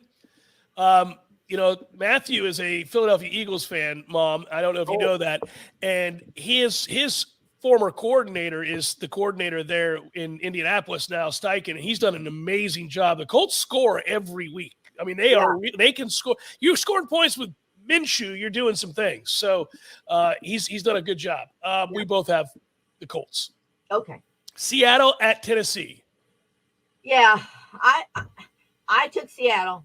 I did too. Both these teams suck. Yeah. Detroit at Minnesota. Oh, now you just told me. I did. I actually have Detroit. I think this is a good game, and I think it's a coin flip. The Detroit looked really good last week. I don't know. Minnesota though seems to find a way to win games, but I don't like to change my pick, so I'll stick with Detroit. Yeah, in this case, I agree with you. I take Detroit as well, and I think Detroit's a better team. That's what I'm going to go with. Yeah. Here's a game between two god-awful teams, Washington at the Jets. I know. It's the Jets. Jets have that like walk-on quarterback, right? Is that the team that has that guy that? No, that's the Giants. Oh, the Giants. I always get that mixed up with these New York teams. Well, anyway, I took the Jets. I don't really know why, but I did. I think they're the lesser of two evils. That's kind of the way I looked at it as well. I took the Jets as well.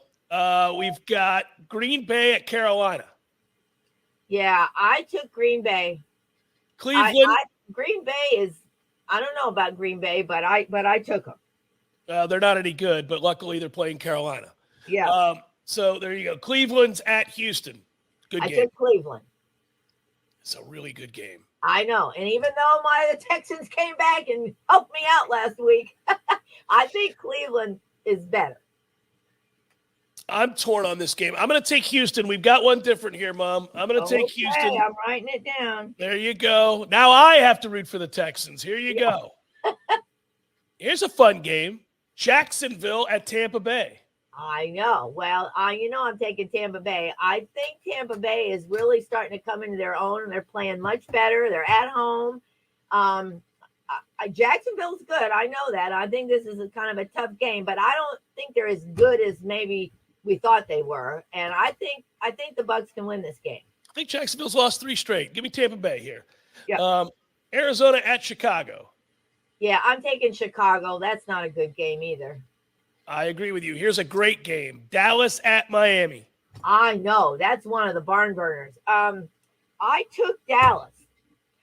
I'm not sure why, except that I don't know. Even though Miami keeps winning, they always make me nervous, and so does Dallas actually. But I took Dallas.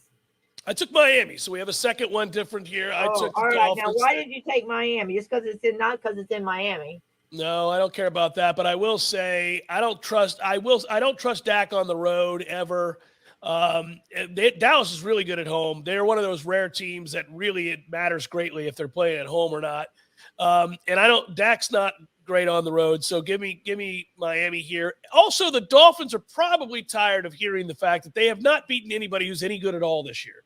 Right. Their wins are over bad teams, and their losses are over good teams. They have yet to beat a good team, and they're going to need to do so at some point here. So I'll take them at home. I think they'll have laser focus for this game. Okay. We go New England at Denver. Yeah, I'm taking Denver. Just add to the ledger of losses for Bill Belichick this year. It's beautiful. Unbelievable. I bet he is just beside himself. Well, he can't look any grumpier than he already does, even when they're winning. So I know. It's unbelievable. And it just makes me laugh that, ever since Tom left, he hasn't done anything. And it's always, everybody was like, oh, Bill, this. But I'm telling you right now, as you say, if you have a quarterback, you have a chance. Yeah. And they don't have a quarterback. So no, they don't. But that just shows you what, how good Tom was. Yeah, Tom was awesome. He's arguably the greatest player of all time. I'll take Denver as well. Las Vegas at Kansas City. Kansas City, although Kansas City suspect. They should beat the Raiders. That's right. Giants at Philadelphia. And another great game on Christmas night. Baltimore at San Francisco. I know. This game, in the few minutes I had to pick it, I was agonizing. I took San Francisco. I did too. I think they're the best team in football. Yeah, I think this is going to be a really good one, though. And Should be, and it could be a Super Bowl preview. I like Purdy. I like Brock Purdy. Isn't that his name, Brock Purdy? That is his name. Yeah, and I do like him. I always root for the guys that, sort of are come out of nowhere. Seventh round picks? Yeah, he was a 7th round pick, the last pick in the draft. I know, Mr. Insignificant or whatever it is. Irrelevant, yeah. Irrelevant, yeah. I knew it was one of those. It's been stunning. Mama, I love you. I'll talk to you later. I love you too, sweetie. I hope you feel better. Thank and you. We'll see what happens with the picks. So we have three. No, we have 2 different. Just Houston and You took Cleveland. You took Cleveland and Dallas, and I took Houston and Miami.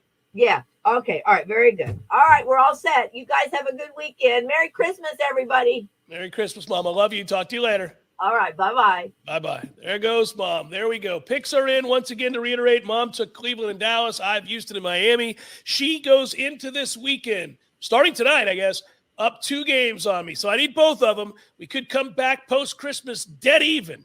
Or she could widen the lead, and then I'll be in real trouble. I'll be up on the ropes here. I got to find a way. Jeff Cameron Show, 93.3, Real Talk Radio, Warchant TV. Talk Radio, Warchant TV. Power Mill Training Academy equips motivated athletes focused on baseball and softball with the specific tools to reach their true potential. Now, you'll read that if you go to their website, but I'm here to tell you that, look, whether it's your daughter wanting to play softball, your son wants to play baseball, or maybe they just want to have fun and get the most out of their abilities, and that's where Power Mill comes into play. They've got coaches and camps that teach for every level of play for your son or your daughter. To learn more, go to PowerMillSports.com. The perfect gift under the tree this year is a new spa or hot tub from Pinch a Penny Pools and Spas. There's nothing like resting your jolly old soul in the spa after a long, stressful day. And it's the gift that keeps on giving all year long. Heat up your holiday with the end-of-year sale going on now at Pinch a Penny Pools and Spas. During the month of December, go to our new website, TallahasseeHotSpring.com, and fill out the contact form to receive an instant $1,000 off coupon towards the purchase of a Hot Springs hot tub. Get in touch now before this deal ends. Also, take advantage of up to $6,200 off select High Life models and get a free accessory with the purchase of your new hot spring spa with affordable financing for qualified buyers. Come see Cameron. Visit TallahasseeHotSpring.com or check us out on Facebook or Instagram. That's TallahasseeHotSpring.com. Coupon cannot be combined with any other offer. Come see us for the end of year sale. Happy holidays. I'm Greg Tisch, and I'm here to tell you about TCC's first semester. In the fall of 1966, about 300 students were expected to enroll at the brand new Tallahassee Junior College. A total of 698 enrolled, exceeding everyone's expectations. The campus was not finished, though, so classes took place in Rickards High School and then Godby High School. Today, TCC has 7 campuses and enrolls around 15,000 students annually. TCC thanks our community for 58 years of support. We look forward to moving into the future together. Hi, this is Justin Colvin, founder of the Medicare Help Desk. I routinely speak to seniors who are overwhelmed by the multitude of coverage options available to them. That's why I created the Medicare Help Desk radio show. Tune in every Sunday at 11:30 a.m. where I provide clear answers to all your questions about Medicare. Before you buy that new iPhone or iPad, be sure to talk to the experts at Mac & More Systems to make sure all your older products will play nice with your new gear. Mac & More Systems has the best deals, advice, and the best support for all of your Mac products. Give them a call today, 894-3622. This is Scott Trout of Cordell & Cordell. If you're a dad who is facing divorce, there are extra layers of stress that may include stereotypes and assumptions. No 2 situations are the same. Our legal experience and dedication prepare us for whatever legal challenges we face together. For more than 30 years, Cordell & Cordell has represented men in divorce. CordellCordell.com. Lisa Cargis, Florida resident partner. Scott Trout, licensed in Missouri, Illinois, and Georgia only. 904-323-0000. 1 Independent Drive, Suite 2200, Jacksonville, Florida, 32202. Did you know you can get your prescriptions for less at your local pharmacy? You can with GoodRx. It's the free app that can save you money on your medications. Just search for your prescription, choose the pharmacy and the price that works best for you, and then show your GoodRx coupon to your pharmacist at the drop-off counter. GoodRx works at over 70,000 pharmacies, including Walmart, Rite Aid, and Walgreens, and it works whether you have insurance or not. It's easy to save. Next time you drop off your prescription, check GoodRx. To start saving today, go to GoodRx.com. GoodRx is not insurance. We all want more energy, more strength, more results. Well, welcome to Orange Theory Fitness as you take a step towards feeling more alive today. Backed by science, Orange Theory's heart rate monitored workout is scientifically designed to keep heart rates in a target zone, spiking metabolism and increasing energy. Orange Theory Fitness is a one-of-a-kind group personal training workout resulting in more energy, visible toning, and extra calorie burn for up to 36 hours. Experience a more vibrant life today with Orange Theory Fitness. To find out more, go to orangetheoryfitness.com. The Jeff Cameron Show, brought to you by Orange Theory Fitness. 2 Tallahassee locations, Midtown on Thomasville Road and Northside in the Village Common Shopping Center. Online at orangetheoryfitness.com. Wrapping it up, and I should say wrapping it up for the holidays. That's it. That's all, kids. No JCS tomorrow. No JCS on Christmas, which is Monday. Can you believe it? I'm not going to work the day after Christmas either. That's not going to happen. So I'm likely going to see you somewhere around Wednesday or Thursday of next week. Do a couple shows before Florida State plays in the bowl game. And that's how we're going to solve for the future with my friends from ISF, just like that. I'm telling you my schedule is solving for the future. ISF is a national company based right here in good old Tallahassee. And oh, by the way, Jonathan Conrad and I, who have become friends since collaborating with ISF and the Jeff Cameron Show, had a dinner last week, and he told me that they're about to do some cool things with the kids of the Guardian Ad Litem. Going to work with the Guardian Ad Litem and make that process a little bit more efficient, where folks can get helped out easier. It's the kind of thing they do. This is a company that's an IT and strategy firm. They've been doing it for over 40 years. They know you want to do amazing things. They know you've got big visions for the future, and that you work hard for you and your agency to try to achieve those things. And you got to navigate a lot of unique challenges, the technology of all that, but becoming better, becoming more efficient, becoming, I think, in a lot of ways, not just better, but also working within those areas of expertise, right? Finding out and collaborating with you what you do well, and then helping you fulfill your visions together with their expertise is what makes them very, very unique. They've got well over 80 unique clients serving over 1,500 projects. I'm talking about ISF. To learn more, isf.com. Here you go. Here's a solving for the future. We talked all day about solving for the future, if you think about it, but getting the hell out of this conference, figuring out how to recruit a little bit better, taking another step in recruiting, whether that's a belief that you need to get rid of some of the members of the coaching staff or change your tone or your pitch or whatever it might be, joining perhaps and or suing a conference. These are the kinds of things we've talked about all day long. But I would also say that there's other forms of solving for the future, which is that to keep your sanity, right? Just remember, because we're going to be taking a couple of days, really quick reminder, tomorrow, 10 a.m. is the Board of Trustees meeting. That's a meeting that everybody will have a keen eye on. I've been contacted by national media. Obviously, we're going to have it at warchant.com. But listen carefully to the verbiage tomorrow. It's going to tell you exactly what Florida State's doing to solve for the future, I think. Now, they're not going to get into details and specifics about a potential lawsuit if that's what they announce. They're not going to say tomorrow, hey, guys, we've decided to join the Big Ten. We have an offer and we're going to join. They're not going to do any of those things, but they'll tell you the path that they're taking. And that might be certainly to talk about a possible lawsuit. And that will, I think, jumpstart all of this, because I do believe, and I brought this up with Gene, if you missed it last hour, go back and listen to that interview. I do believe that most parties involved here would want to avoid a lot of what would come out in discovery, because I suspect there are some things that could be construed as a collaborative effort to perhaps bolster the product that is the SEC and hinder that of the ACC. Not hinder as in we want to sabotage a league that we have a contract with. They want to maximize revenue opportunities for the ACC just as they do the SEC, but there are more of them and for more money in the SEC. So they're going to prioritize the SEC over the ACC. But if you can show that the revenue possibilities for Florida State are capped, and that your best interest as a partner with ESPN is not kept in mind, and then you can show any number of other facets that we've talked about, that there was a means by which to keep Florida State from leaving the ACC, then you might have something of substance there. I'm not an antitrust lawyer, but I am curious to see the grounds for the lawsuit, and I'm curious to see how much they're willing to lay out there tomorrow in a Board of Trustees meeting that everybody who covers college football will be watching tomorrow. But I would say that is probably the path. And I think they're likely, again, doing this because they want the case to be in the state of Florida. And I think if that is established, then that is your best chance to see ESPN and the ACC say, we want no part of this. We do not want to deal with this. We do want money. They're not going to let you walk for free. They've got you on the hook for $1 gazillion, right? All we've ever wanted to see for Florida State was, what is the amount owed to extricate ourselves from this nightmare? We're not waiting till 2036. We cannot survive as a program by waiting till 2036. You know it, and I know it. We're going to do whatever we have to do.